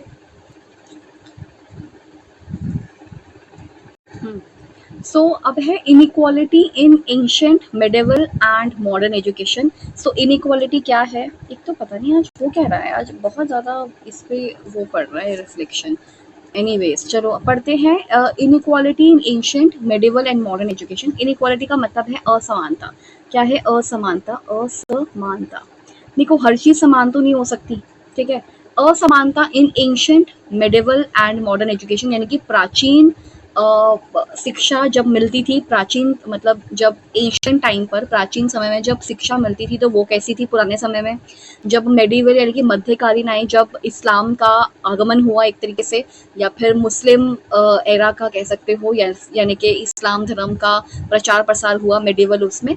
एंड मॉडर्न यानी कि जो ब्रिटिशर्स आए थे यहाँ पर भारत में रूल करने के लिए, तो तब एजुकेशन सिस्टम कैसा रहा वो पढ़ना है। यानी कि एंशियंट टाइम पे कैसा था, प्राचीन समय में कैसा था, पुराने समय में कैसा था, मेडिवल समय में कैसा था, यानी कि जब इस्लामिक प्रचार प्रसार जब बहुत उत्थान हो रहा था, जब उसका बहुत राइज हो रहा था, तब कैसा था। एंड मॉडर्न एजुकेशन जब ब्रिटिशर्स थी तब कैसा था, क्या चीज़, ये सिस्टम, एजुकेशन का सिस्टम कैसा था। तो सबसे पहले आ जाओ गुरु शिष्य संबंध पर। ठीक है, यहाँ पे सबसे बड़ा टॉपिक है गुरु शिष्य संबंध। गुरु आपको पता है कौन होता है, हमारा टीचर होता है, और शिष्य यानी कि रिलेशनशिप ऑफ गुरु या relation of Guru and student का रिलेशन कैसा होता था। तो वो देखो, मैंने ना इसके नोट्स नहीं बनाए हैं तो इसलिए ऐसे सुन लो और अपने आप अपने हिसाब से लिख लेना फिर। तो सबसे पहली चीज़ तो गुरु और शिष्य के जो संबंध होते थे वो मधुर होते थे, ये लिखा है, मधुर संबंध होते थे, बहुत अच्छे रिलेशनशिप होते थे। मतलब जो बच्चा होता था, जो स्टूडेंट होता था, जो शिष्य होता था, वो गुरु की सारी बातें मानता था, मतलब ए टू जेड जो भी गुरु ने कह दिया वो सब मानता था। बहुत ही अच्छा रिलेशनशिप होता था दोनों के बीच में, मधुर संबंध होते थे, स्नेह होता था। स्नेह का मतलब है अफेक्शन, यानी कि प्रेम दोनों के बीच में बहुत ज्यादा होता था। आज्ञा का पालन किया जाता था, आज्ञा का पालन यानी कमांड को फॉलो किया जाता था, आज्ञा पालन किया जाता था। ठीक है, साथ ही साथ पुत्र की तरीके से देखते थे, मतलब जो गुरु होता था वो पुत्रवत सबको रखता था, कि जैसे पिता आपको अपनी छत्र छाया के अंदर रखते हैं, सारी चीजें देते हैं, गुरु भी आपके लिए यही करता था, बिल्कुल पिता तुल्य होता था आपके लिए। और जो स्टूडेंट्स की ड्यूटी थी टीचर्स के प्रति वो ऐसी थी कि तन मन धन से आपको समर्पित हो जाए, मतलब टीचर की तरफ से समर्पित थे, तन से भी यानी कि बॉडी से भी टीचर ने जो कह दिया वो काम करना है, चाहे वो जंगलों से लकड़ी लेकर आना, ठीक है, चाहे वो उनके जो एनिमल्स होते थे उनको चराना, ये सब भी शिष्य जो थे पहले के टाइम पे वो किया करते थे। तो तन से, मन से और धन से भी आप पूरा गुरु के ऊपर समर्पित हो चुके हैं, गुरु की सेवा ही आप करेंगे। गुरु सेवा सबसे बड़ा कर्तव्य होता था, गुरु सेवा, उस समय गुरु का सेवा करना बहुत सबसे बड़ा कर्तव्य होता था। क्या हो गया, गुरु का सेवा करना सबसे बड़ा कर्तव्य होता था। और गुरु के लिए ही जो बच्चे होते थे वो जगह जगह भिक्षा भी मांगने जाते थे, और जो जंगल है वहाँ से लकड़ियाँ इकट्ठा करके लेकर आते थे, ठीक है, अपने एनिमल्स को चराते थे, और बहुत ही सावधानी और लगन से अपने टीचर का सारा काम करते थे। तो स्टूडेंट ऐसे थे, इतने ज़्यादा कर्तव्य पूर्ण, यानी कि इतने ज़्यादा ड्यूटी बाउंड कहते हैं, इतने ज़्यादा ड्यूटी बाउंड थे अपने टीचर के प्रति, जो भी कर सकते थे सब करते थे। एनिमल्स चराते थे, जंगलों में जाके लकड़ियाँ इकट्ठा करके लेकर के आते थे, ये सारी चीज़ें करते थे, भिक्षा मांगने जाते थे, सावधानी पूर्वक और लगन के साथ काम करते थे। और जो भी बच्चा या शिष्य लगन के साथ काम नहीं करता था या फिर सावधानी पूर्वक काम नहीं करता था, तो उस बच्चे को या तो आश्रम से या फिर जो गुरुकुल होता था वहां से या तो निष्कासित कर देते थे, हटा देते थे, जैसे आज रेस्टिकेट कर देते हैं, या तो हटा देते थे, निष्कासित कर देते, और सभी उनको बहुत ही बेकार दृष्टि से देखते थे, यानी कि हीन दृष्टि से देखते थे कि बताओ गुरु का सेवा नहीं कर पाया, गुरु का कोई काम नहीं कर पाया। ठीक है, यहाँ पे भेदभाव नहीं होता था। इनकेस जो राजपुत्र होते थे ना, राजपुत्र जो होते थे उनको भी सेम काम करना पड़ता था। मतलब अगर आप टीचर के पास आ गए हो तो आपको अपनी पुरानी आइडेंटिटी, पुरानी पहचान छोड़नी पड़ेगी कि आप राजमहलों में रहते थे। आप अगर टीचर के पास आ गए हो पढ़ने के लिए, शिक्षा ग्रहण करने के लिए, तो भैया चाहे आप राजपुत्र हो, चाहे आप एक बिल्कुल ही नॉर्मल व्यक्ति, साधारण व्यक्ति, साधारण तबके से आते होंगे, आप राजपुत्र हो तो भी आपको जंगल में जाकर लकड़ियाँ इकट्ठा करना पड़ेगा, एनिमल्स को यानी कि जो उनके जानवर होते थे उनको चराना पड़ेगा। और एक और चीज़ होती थी यहाँ पे, अग्नि ज्ञान का प्रतीक है, ठीक है। यहाँ पर ना मैं लिख देती हूँ, एक जो मतलब यहाँ पे जो गुरुकुल होता था, जो आश्रम होता था ना, गुरु का जो घर होता था बेसिकली, वहां पर एक ज्योति जलाई जाती थी, यानी कि एक क्या जलाया जाता था, अग्नि जलाई जाती थी, अग्नि। और वो अग्नि जो है किसका प्रतीक होता है, ज्ञान का, यानी कि नॉलेज का प्रतीक होता है। और वो बुझनी नहीं चाहिए। बच्चों का कर्तव्य है कि उसको बुझने ना देना, क्योंकि ज्ञान का दीपक जो है वो बुझना नहीं चाहिए कभी भी, तो बुझने ना देना। तो अग्नि जो है ज्ञान का प्रतीक है, उसको जलाए रखना होता था, वो भी कहाँ पे, गुरु के आश्रम में, गुरु के घर पे। ये तो था बच्चों के बारे में कि बच्चे क्या क्या करेंगे। बहुत ज्यादा ड्यूटी बाउंड होंगे, मधुर संबंध है, अफेक्शनेट है। बच्चा जो है या शिष्य जो है वो पिता तुल्य अपने टीचर को देखेगा, गुरु की सारी बातें मानेगा, गुरु के लिए जंगल से लकड़ी भी इकट्ठा करेगा, चाहे राजपुत्र हो, सब हो, सबको काम करना पड़ेगा, ठीक है। और गुरु की और शिष्य और क्या क्या करेगा, अग्नि को जलाए रखेगा, मतलब जो ज्ञान की अग्नि होती है, यानी कि जो ज्योत होती है, वो जलाए रखेगा कहाँ पे, गुरु के घर में। और सारा कुछ काम करेगा गुरु के लिए, खाना वाना और ये सारी चीजें, मतलब लकड़ी इकट्ठा करना और ये सारी चीजें, ये सब करेगा। लेकिन टीचर का क्या रोल है, अब गुरु की क्या भूमिका है, तो यहाँ पे गुरु की भूमिका भी सुन लो कि गुरु भी जो है पिता तुल्य है, ठीक है। वो भी स्नेह करेगा, स्नेह यानी कि अफेक्शन करेगा। दूसरा, भोजन, वस्त्र और रहने का सारा प्रबंध करेगा बच्चों का। यदि शिष्य उसके पास आया है तो खाने का, पीने का सारा प्रबंध उसको करना पड़ेगा, यानी कि गुरु को करना पड़ेगा। और अगर यदि मान लीजिए बच्चा रुग्ण हो जाए, रुग्ण का मतलब होता है यदि बीमार पड़ जाए तो गुरु ही सेवा करेगा, गुरु ही उसको ठीक भी करेगा अलग अलग विधाओं से, यानी कि उनको आना चाहिए कि बच्चों को कैसे इस समय सही रखना है। तो रुग्ण हो जाए तो भी कोई बच्चों की समस्या का, अगर कोई बच्चों के पास समस्या है तो उसका हल भी गुरु करेगा, ठीक है। एक चीज लिखी है, अंतेवासन। देखो यहाँ पर ना मैं एक बार मिटा के लिखती हूँ उसको, क्योंकि हिंदी में ना जब टाइपिंग होती है ना तो ये अध न आ नहीं पाता है। तो ये अंतेवासन ऐसे लिखा जाता है हिंदी में, अंतेवासन। और अंतेवासन का मतलब होता है जब बच्चा अपना घर त्याग करके गुरु के पास चला जाता है, उसको अंतेवासन कहते हैं। इंग्लिश में आपको चेक करना पड़ेगा ये क्या है। So students who leave their home to live with their guru, अपने गुरु के साथ रहने के लिए वो अपना घर हमेशा के लिए छोड़ देते हैं, उसको अंतेवासन कहते हैं। अपना घर त्याग कर गुरु के घर चले जाना। गुरु का पद जो होता है वो उच्च पद होता है, क्योंकि वो एक मॉडल है, उच्च पद है क्योंकि वो एक मॉडल है। आप उसको एक ऐसे व्यक्ति के रूप में देख रहे हो जो आपका आदर्श है, क्योंकि बच्चे उन्हीं को कॉपी करेंगे, इसलिए ये ईश्वर के समकक्ष होता है, यानी कि ईश्वर से रिलेटेड होता है, यानी कि गुरु का जो स्थान है वो बिल्कुल ईश्वर के समान है। इसलिए गुरु को अपना आचरण, अपना बिहेवियर, अपना चरित्र, अपना कैरेक्टर अच्छा और उच्च कोटि का रखना होगा। उसको बहुत सारी विदाएं आनी चाहिए। विदाएं का मतलब है बहुत सारे स्किल्स उनमें होने चाहिए, जैसे कि पाक विद्या, खाना वगैरह बनाना, उसका स्किल, और भी तरह तरह के जो भी उस समय स्किल होते थे वो सब आने चाहिए। प्रश्नों का उत्तर दें, बच्चों के प्रश्नों का जो उत्तर है वो दें, और जिज्ञासा को शांत करें, ये जरूरी है। जिज्ञासा यानी कि उनकी क्यूरियोसिटीज जो है उनको भी शांत करें। तो ये तो था पहले का relationship between Guru and student. अब आ जाओ आज का present situation and condition of people.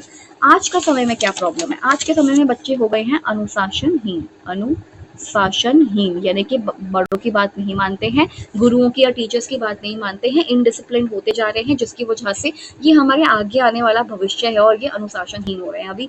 तो प्रेजेंट सिचुएशन और कंडीशन ऑफ पीपल है कि एक तो कोई इस गुरु को सम्मान नहीं मिलता, आज समझ लो गुरु को सम्मान नहीं मिलता, जो कि थोड़ा सा बुरा भी लगता है यार, क्योंकि हमारे टीचर्स रहे हैं वो, चाहे कैसे भी रहे हैं, ये हमें बाद में पता चलता है कि कौन सा टीचर अच्छा था, कौन सा बुरा था। जो ज्यादा लीनियंट है, क्या पता वो कुछ ज्यादा करना ना चाहता हो, लेकिन जो आपको डांट रहा है, समझा रहा है, तो वो अच्छा ही टीचर है। सो बेसिकली आज कोई सम्मान नहीं है, कर्तव्य के प्रति कोई निष्ठा नहीं है, आप अपने कर्तव्य नहीं कर रहे हो, आप अपनी ड्यूटीज नहीं निभा रहे हो। जो टीचर आपको कहता है, आप होमवर्क पे ज्यादा ध्यान नहीं देते हो, कर्तव्य के प्रति आपका कोई एंथुसियाज्म नहीं, कोई उत्साह नहीं है, आप कर्तव्य करना ही नहीं चाहते, अपनी ड्यूटीज नहीं निभाना चाहते हो। स्कूल को आपको लगता है कि स्कूल में फीस जा रही है, आपने स्कूल को शुल्क अदा कर दिया, हमारा सारा काम हो जाएगा। आजकल ऐसा रवैया हो चुका है और भविष्य इनके ऊपर निर्भर है, तो इनको थोड़ा सा अनुशासन में आना चाहिए। आजकल अनुशासनहीनता बच्चों में बहुत देखी जा रही है, तो वही लिखा है प्रेजेंट सिचुएशन और कंडीशन ऑफ पीपल। आज बच्चों की, शिष्यों की प्रेजेंट कंडीशन क्या है कि सुनने को राजी नहीं है, चाहे वो गुरु हो, चाहे पेरेंट्स हो, किसी की बात हो।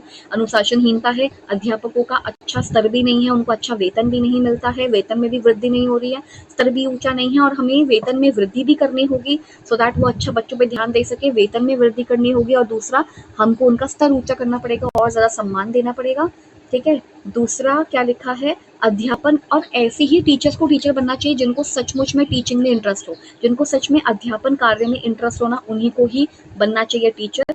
और अध्यापन कार्य में रुचि होनी चाहिए, चरित्र अच्छा होना चाहिए, चरित्र पे ध्यान दें क्योंकि बच्चा ना कभी-कभी बेकार चीज़ें भी ग्रहण कर लेता है। तो टीचर को अच्छा है कि अच्छा आदर्श के रूप में प्रस्तुत होना चाहिए और क्योंकि आपका व्यवहार अनुकरणीय है, अनुकरणीय, अनुकरणीय का मतलब है इमिटेशन, इमिटेटेड है।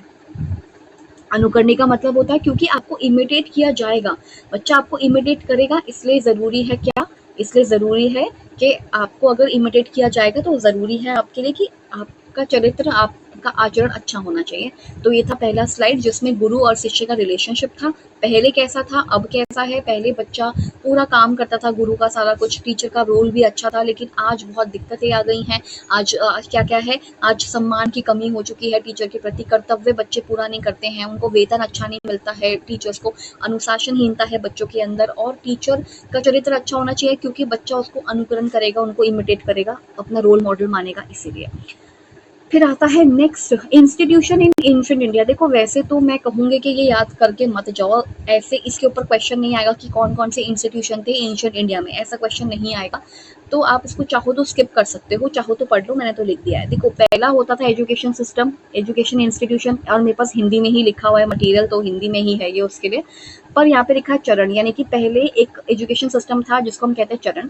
इसमें वैदिक विद्यापीठ है, वैदिक नाम से समझ आ रहा होगा, वैदिक एजुकेशन मिलती है, तो चरण करके होता है। और चरण, ये इसको हिंदी में तो चरण ही बोलेंगे ना, इंग्लिश में भी शायद चरण ही कहेंगे। तो चरण जो एजुकेशन सिस्टम या इंस्टीट्यूशन है, वहाँ पे वैदिक विद्यापीठ थी, यानी कि वेद को पढ़ाया जाता था, वेद की शिक्षा मिलती थी और बहुत सारे ब्रह्मचारियों के साथ वेदों का अध्ययन करते थे, वेदों को समझते थे। फिर आता है परिषद, एक परिषद होती है, बृहदारण्यक उपनिषद में दार्शनिक समस्याओं पर विचार किया और आध्यात्मिक प्रश्नों पर विचार किया है। आध्यात्मिक मतलब स्पिरिचुअलिटी के जो कॉन्सेप्ट है, उनसे रिलेटेड जो क्वेश्चन है उस पर विचार किया हुआ है। और जो दार्शनिक यानी कि फिलोसफिकल जो समस्या प्रॉब्लम्स हैं उनके बारे में बातचीत हुई है इसमें। सम्मेलन तो बहुत ज्यादा आसान है। सम्मेलन एक ऐसा चीज होती थी जिसके अंदर राजा और महाराजा, यहाँ पे लिखा है ना, किंग्स जो होते थे, राजा और महाराजा, वो उनके द्वारा किसी योग्य, बहुत ज्यादा इंटेलिजेंट और एबल्ड उनको बुलाया जाता था। जो प्रतिभावान गुरु होते थे उनको बुलाया जाता था, उनको आमंत्रित करते थे, इनवाइट करते थे, वो प्रवचन देते थे, अपना जो स्पीच है वो देते थे। जिसका प्रवचन ज्यादा अच्छा लगता था, जो ज्यादा इम्पैक्टफुल होता था, जिसका प्रभाव बच्चों पर और सभी पे पड़ता था, राजा महाराजा पे, उनको पुरस्कार दे दिया जाता था।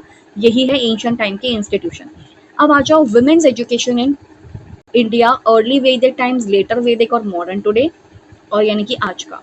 तो और हाँ, अब क्या है, यहाँ पे आ जाओ, women's education in India, early Vedic times. Early Vedic बहुत ही प्यारा समय था जिसमें स्त्रियों को जो चाहे करना होता था वो कर सकती थी, पढ़ाई करनी हो पढ़ाई कर सकती थी, वेदों का अध्ययन करना हो वेदों का अध्ययन कर सकती थी।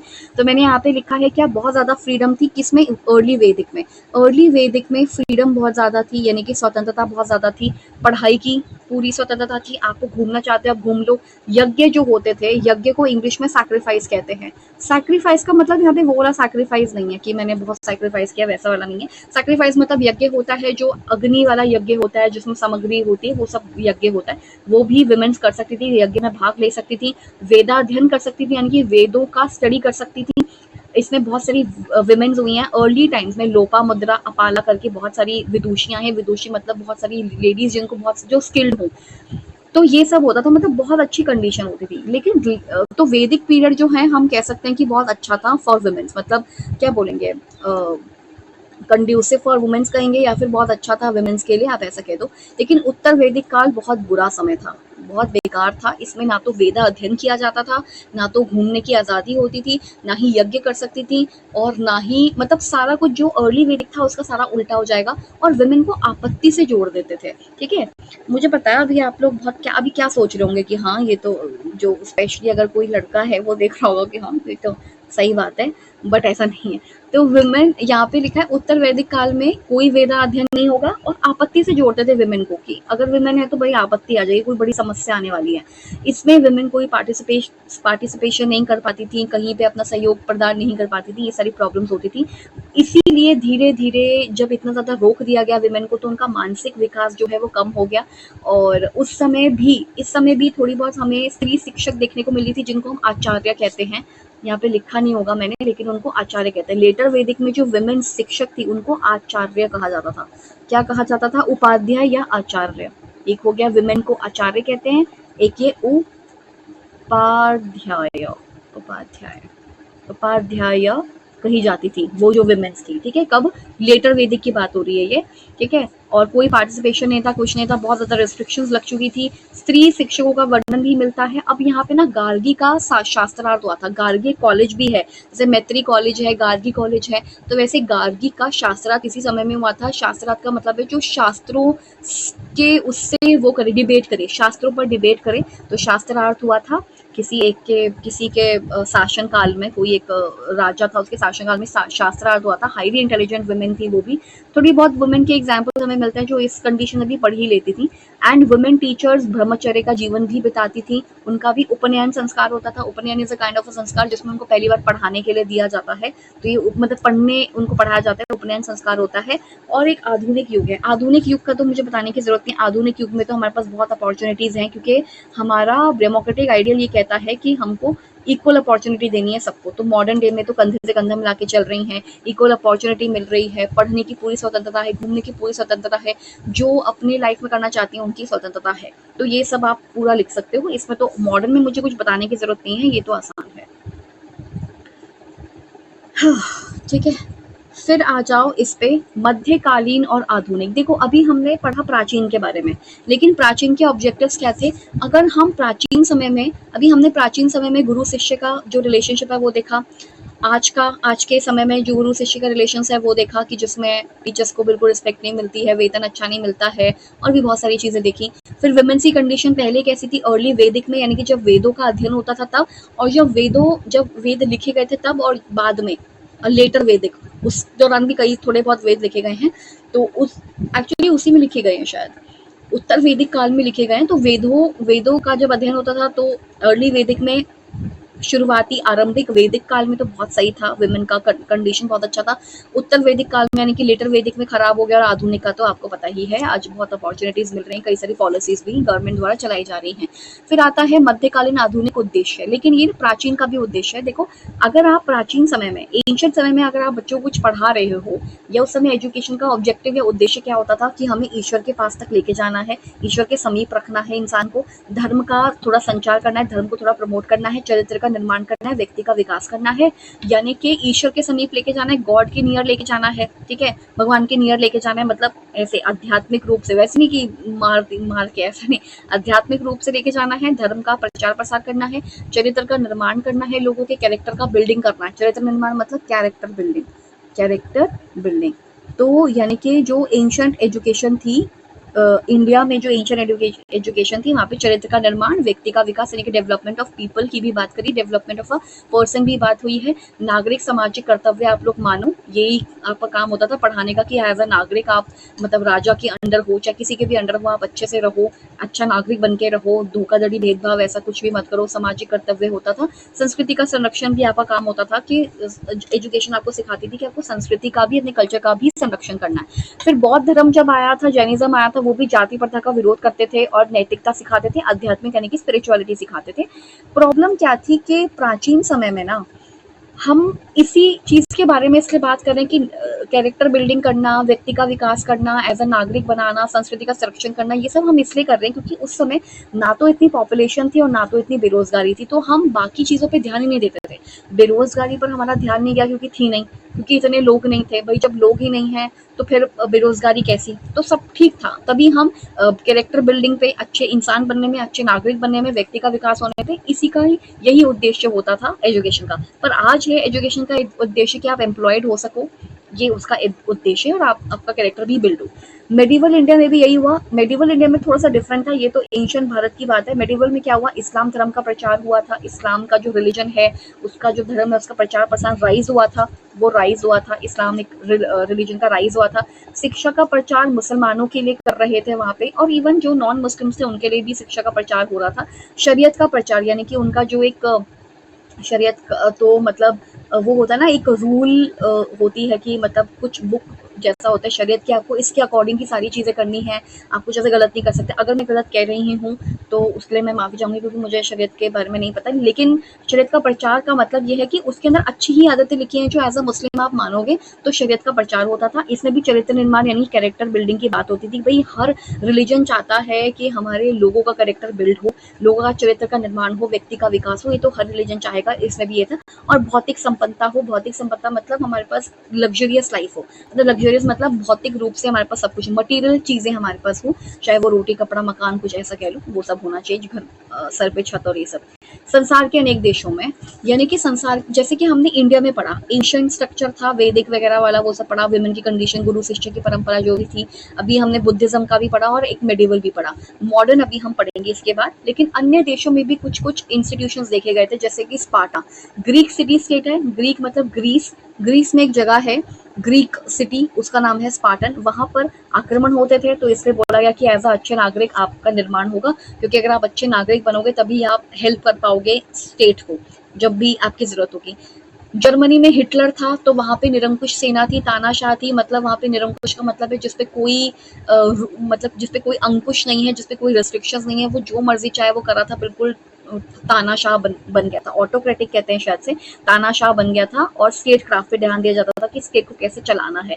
फ्रांस में जो नेपोलियन था वो नैतिक सिद्धांत यानी कि मोरालिटी और ईसाई धर्म के प्रचार में फोकस कर रहे थे। अमेरिका में डेमोक्रेसी है और वो कहते हैं कि अपने टाइम का आप अच्छा इस्तेमाल करोगे, यानी कि डेमोक्रेट मतलब ये कहने का मतलब है कि संसार में और भी चीजें हैं, जैसे भारत में डेमोक्रेसी है और हम अपनी संस्कृति के हिसाब से चलते हैं, वैसे अमेरिका में भी डेमोक्रेसी है। और वहाँ कहा जाता है कि जो आपका खाली समय है, जो लेजर टाइम है, आप उसका अच्छे से उपयोग करो, उसका इस्तेमाल करो, अच्छे वे में इस्तेमाल करो। और रशिया में तो कम्युनिस्ट है ही, मतलब कम्युनिस्ट पार्टी है। सेम चाइना में भी कम्युनिस्ट पार्टी है। फिर हिंदी में एक लाइन लिखी थी, बंदूक की नली से स्वतंत्रता, यानी कि चाइना में बंदूक का इस्तेमाल करके स्वतंत्रता ली है। तो देश में, संसार में अनेक इंस्टीट्यूशंस होते हैं, अनेक चीजें देखने को मिलती हैं, अनेक अनेक जो है स्ट्रक्चर होता है। चलो अब आ जाओ यहाँ पे, जाग जाओ यहाँ पे, सब उठ जाओ। Education in British India. देखो आपको पता है ब्रिटिश इंडिया में ब्रिटिशर्स केवल चाहते थे कि ब्रिटिश, एक्चुअली प्रॉब्लम क्या होती थी, जब ब्रिटिशर्स जो होते थे ना, उनको भारत में बहुत काम करना पड़ता था, जैसे अकाउंट मेंटेन करना और ये सारी चीजें। अगर वो ब्रिटेन से किसी को लेकर आते यहाँ पे काम करने के लिए तो उनको बहुत महंगा पड़ता था। तो उन्होंने क्या किया, हमको ही क्लर्क बना दिया। जो ब्रिटिशर्स थे उन्होंने एज अ क्लर्क सबसे पहले हमको बनाना शुरू किया, जिसमें वो उन्होंने कहा कि एक तो आपको क्लर्क बना देते हैं आपको, और इंग्लिश एजुकेशन आपको सिखा देंगे, मतलब इंग्लिश लैंग्वेज सिखा देंगे। तो जो लॉर्ड मैकाले थे उन्होंने बोला कि इनको इंग्लिश लैंग्वेज सिखाओ इंडियंस को, सो दैट ब्रिटिशर्स और इंडियन के बीच में एक रिलेशनशिप हो सके। जो ब्रिटिशर्स कहना चाहते हैं इंडियन से, अगर दोनों भाषा आपको आती होंगी, द्विभाषी मतलब डुअल लैंग्वेज, अगर आपको दो लैंग्वेज आती होंगी तो आप आराम से संबंध स्थापित कर पाओगे, बात कर पाओगे। तो लॉर्ड मैकाले ने बोला कि इंग्लिश तो पढ़ाओ ही पढ़ाओ कंपलसरी, और सबसे पहले हमें पढ़ाने की शुरुआत हुई थी ताकि हम क्लर्क बन सके, उनका जो छोटा मोटा काम होता है ना वो सब कर सके, हाइयर लेवल पे ना जाए, इसके बस क्लर्क बना दिया। ठीक है, तो ये ब्रिटिशर का नीति था कि बस क्लर्क बना देते हैं, थोड़ा बहुत थोड़ा बहुत जो है पढ़ा देते हैं, इंग्लिश सिखा देते, कंपलसरी कर देते, दैट्स इट। और क्या। उसके बाद आता है AIIMS of education in independent India. जब हम आज़ाद हुए 1947 15 अगस्त में, तो हमारे एम क्या थे। उस समय दो कमीशन बनाए गए थे, दो कमीशन, दो आयोग, वो आयोगों की नियुक्ति हुई। एक तो 1953 का सेकेंडरी एजुकेशन कमीशन, यानी कि माध्यमिक माध्यमिक शिक्षा कमीशन, ठीक है, माध्यमिक शिक्षा कमीशन करके, और एक कोठारी कमीशन 1964 से 66, और इसने अपनी रिपोर्ट 66 में पेश करी। ये दोनों कमीशन आए थे सो दैट इंडिया में एजुकेशन को अच्छा किया जा सके। लेकिन हमारे यहाँ पर ना इन दो को समझने के लिए, कोठारी कमीशन तो चैप्टर में पढ़ाया ही नहीं है, कोठारी कमीशन चैप्टर में नहीं पढ़ाया है, बस सेकेंडरी एजुकेशन कमीशन है वो बता दिया है। और इसके ऊपर क्वेश्चन DSSS PRT में भी आते हैं, DSSS PRT में भी आते हैं, तो ध्यान रखना है। दूसरा, प्रॉब्लम्स क्या है हमारे देश में वो बताई हैं। हमारे देश में निर्धनता की प्रॉब्लम यानी कि पॉवर्टी ज्यादा है, पॉवर्टी है जिसको हम कहते हैं गरीबी, बेरोजगारी यानी कि एम्प्लॉयमेंट है, नैतिक मूल्यों का पतन हो रहा है। देखो निर्धनता है यानी कि गरीबी है। हमारे पास जब जॉब ही नहीं है तो हम निर्धन ही होंगे ना, जब जॉब ही नहीं है, कमा ही नहीं रहे हैं, तो गरीब ही ज्यादा बढ़ेंगे। ठीक है, बेरोजगारी बढ़ रही है, निर्धनता हमारे समय में बहुत ज्यादा प्रॉब्लम है, ये आज भी है और ये तब भी थी, 1947 में भी थी। और नैतिक मूल्यों का हमारे पतन हो रहा है, धोखाधड़ी, सब कुछ फ्रॉड, स्कैम, पता नहीं क्या क्या चल रहा है। चुनावों में भी गड़बड़ी देखी गई है कुछ समय पहले। उसके बाद स्त्रियों की दुर्दशा है बहुत ज्यादा, अनुशासनहीनता यानी कि इनडिसिप्लिन है, ठीक है, आप लिख लेना।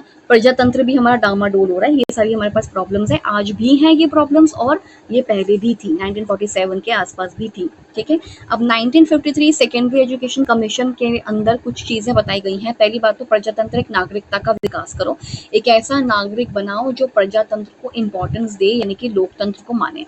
आप अपनी थिंकिंग क्लियर रखो, अपना जो विचार है वो सही रखो, आपका क्लियरनेस होना चाहिए, आपके विचार स्पीच में क्लैरिटी होनी चाहिए, स्पीच और राइटिंग में क्लैरिटी हो। ये 1953 का सेकेंडरी एजुकेशन कमीशन कहता है कि प्रजातंत्र एक नागरिक बनाओ, क्लैरिटी इन स्पीच रखो, बोलने में क्लियर हो आप, राइटिंग आपकी क्लियर हो, क्लियर थिंकिंग हो।